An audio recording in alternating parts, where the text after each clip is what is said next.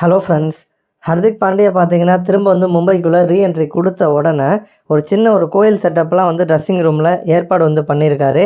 பாண்டியா தலைமையை ரோஹித் சர்மா எப்படி வந்து எடுத்துக்க போகிறாரு அப்படிங்கிறது தான் இப்போதைக்கு வந்து பெரிய ஒரு கேள்விக்குறியாக வந்து இருக்குது. பாண்டியாவை கேப்டனாக போட்டதுனால பாண்டியா மேலேயும் சரி, மும்பை மேனேஜ்மெண்ட் மேலேயும் சரி, ரோஹித் சர்மா பார்த்தீங்கன்னா பயங்கர கோவத்துலேயும் அப்செட்லேயும் வந்திருக்காரு.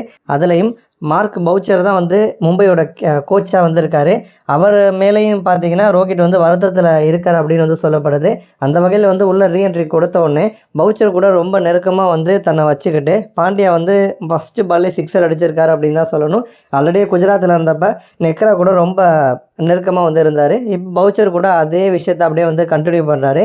அப்போ வந்து ரீஎன்ட்ரி கொடுத்தவொடனே, கடவுளே என்னை காப்பாற்றி எப்படியாச்சும் இந்த முறை மும்பைக்கு வந்து கப்பு வாங்கி கொடுக்கணும், எல்லா பிரச்சனையிலேருந்து என்னை வந்து காப்பாற்றி விட அப்படிங்கிற மாதிரி ட்ரெஸ்ஸிங் ரூமில் ஒரு சின்ன சாமி படம் வச்சு அதுக்கு மாலை போட்டு தேங்காய் உடைச்சி இந்த மாதிரி ஒரு பூஜையெல்லாம் ஏற்பாடு பண்ணி தான் பார்த்தீங்கன்னா ரீஎன்ட்ரி வந்து கொடுத்துருக்காரு. நமக்கு தெரிஞ்ச வரைக்கும் வந்து ஐபிஎல்லில் எந்த ஒரு டீமும் எந்த ஒரு ஃப்ரான்ச்சைஸும் இந்த மாதிரி ட்ரெஸ்ஸிங் ரூமுக்குள்ளெல்லாம் வந்து பண்ணது கிடையாது. பட் பாண்டியா பார்த்தீங்கன்னா இந்த ஏற்பாடை பண்ணி பூஜை வழிபாடு பண்ணி ஒரு கடவுள்கிட்ட வேண்டிக்கிட்டு தான் பார்த்தீங்கன்னா ரீஎன்ட்ரி வந்து கொடுக்க போகிறாரு.